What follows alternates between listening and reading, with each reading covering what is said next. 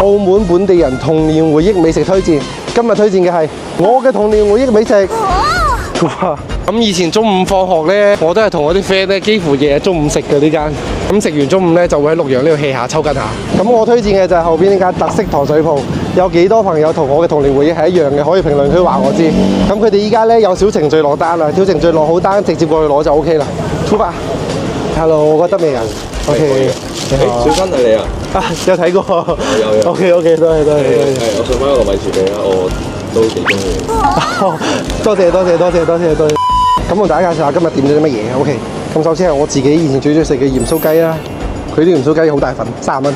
跟住仲有雞翼、咖喱牛丸啦，咖喱牛丸我都覺得好好食嘅。同埋呢個粒粒芒椰小丸子都係佢哋嘅招牌，杯芒椰蘆薈呢個都 OK 嘅。咁呢度一共係143，好似143蚊嘅，係啦。咁佢仲送咗個呢個糯米糍，應該係芒果糯米糍吧，睇落去。鹽酥雞仲係當年嘅味道，搞到我諗翻起以前咧，我同我啲 friend 夜晚就會喺度捉下棋啊，溫下書啊咁樣嘅，係啦，絕對唔係打機嘅。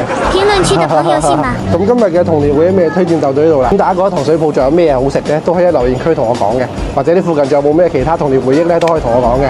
咁我之後啦會去更加多唔同嘅地方啦，拍更加多唔同嘅主題同內容俾大家睇嘅。咁大家如果中意嘅話，就記得 follow我本小張啦，拜拜。